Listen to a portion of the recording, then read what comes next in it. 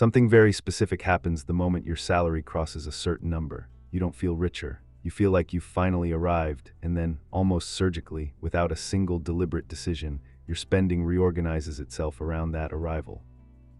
You never notice it happening, that's the point. You didn't sit down one morning and decide to upgrade everything. It just settled. A different neighborhood, restaurants that match where you are now, the car that makes sense for someone at your income level. Every one of those choices felt rational, felt deserved. Pause one full beat of silence. But deserved might be the most expensive word in personal finance.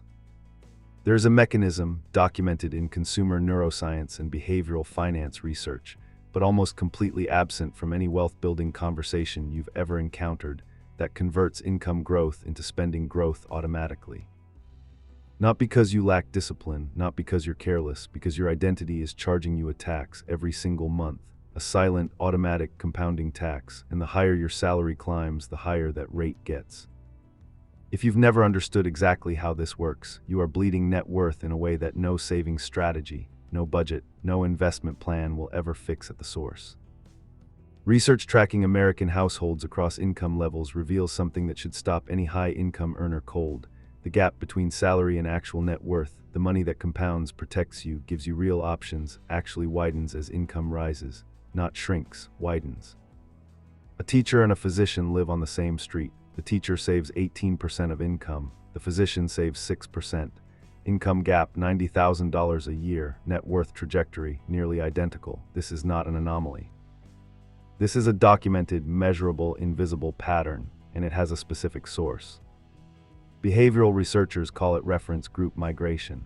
When your income rises, your social peer group shifts, sometimes physically, sometimes just professionally. The people now around you carry lifestyle signals, the kind of car, the type of vacation, the restaurant that doesn't need to be on a list because people at this income level already know it. These signals install themselves into your spending decisions without announcement, without consent, and almost without detection. And if you believe you're immune to this process, that instinct of immunity is itself part of how the mechanism works.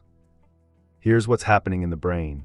The prefrontal cortex, the region responsible for planning and financial decision-making, registers the new income as available resource. Simultaneously, the social comparison circuitry activates, scanning the environment for lifestyle benchmarks that match your new reference group. Within months, luxury becomes baseline. Baseline becomes normal. And normal, this is the moment that matters. Normal becomes what the brain classifies as genuine need. This is lifestyle inflation, but calling it inflation understates what's actually happening, because inflation implies prices rising around you. This is something you're constructing from the inside. You're not buying a car, you're maintaining a self-image. You're not upgrading your apartment. You're paying monthly dues to a version of yourself that your peer group has collectively approved, month after month, and almost nobody questions the invoice. Here is the inversion that personal finance almost never reaches. The formula most people operate on, income minus expenses equals savings, that formula is incomplete. The real equation is income minus what your identity demands you spend equals your actual financial gap. Those are two completely different numbers, and the second one grows automatically with every raise you receive, unless you've done something almost nobody is willing to do: audit it. You've spent years optimizing the wrong variable, earning more, investing the difference, but the real leverage isn't in what flows in. It's in understanding how much of what flows in your identity has already allocated before you've made a single conscious decision. Marcus Aurelius governed the most powerful empire in history. He could have lived in excess so extreme it would look absurd by any modern standard.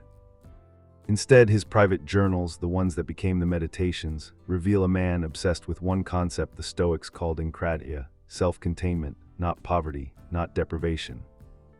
The disciplined refusal to allow your sense of legitimacy to depend on anything external. He understood what behavioral neuroscience is only now beginning to measure. The moment your self-image requires something outside yourself to feel valid, you have transferred sovereignty over your own life to that thing.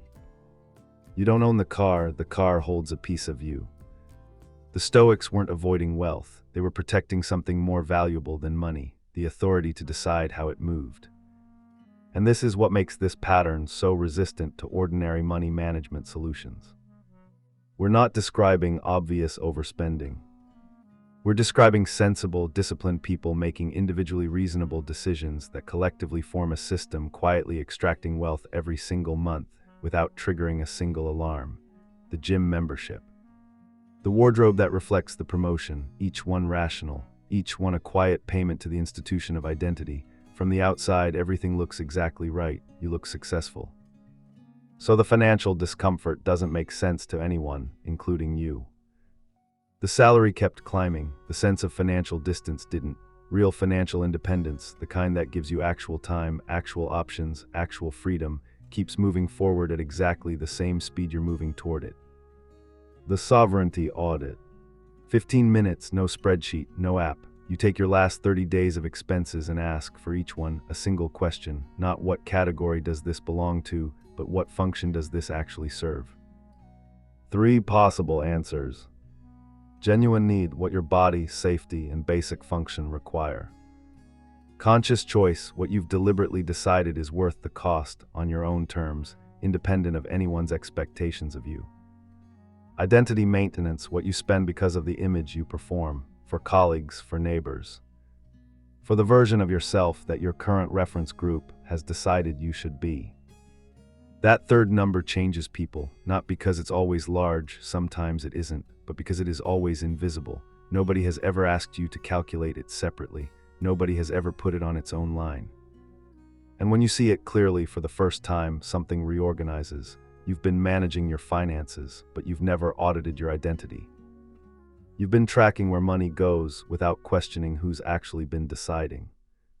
The goal is not deprivation. Enkrateia is not austerity, it is clarity. A person who has genuinely audited their identity can have anything. They've simply ensured that nothing has them. Every dollar moved out of identity maintenance through a real, deliberate decision you made, not one your social environment made for you, is a dollar returned to your own sovereignty. That is what intentional spending actually means, beneath all the budgeting frameworks and savings advice. The gap between what you earn and what your identity demands you spend, that gap is the only metric that builds net worth over time, not income alone, not saving strategy in isolation, the gap. Widen it deliberately through disciplined self-knowledge and conscious choices rooted in actual values, and wealth accumulation stops being a goal you're pursuing. It becomes a mathematical consequence of who you've chosen to be. Most people spend their financial lives trying to increase what flows in, while their identity silently closes the gap from the other side. Every raise absorbed, every bonus consumed, moving fast, going nowhere. The question personal finance almost never asks, and the one worth sitting with long after this ends, is not how much you earn. It's how much of what you earn actually belongs to you. Not to your reference group, not to the version of yourself they've agreed you should become. That number, that's the one worth calculating. And for most people who do it honestly, for the first time, it doesn't just change how they spend, it changes what they're willing to keep performing. If something in this rearranged how you see money, leave a comment below and subscribe for more on self-mastery, frugal minimalism, and the philosophy of building real, lasting wealth.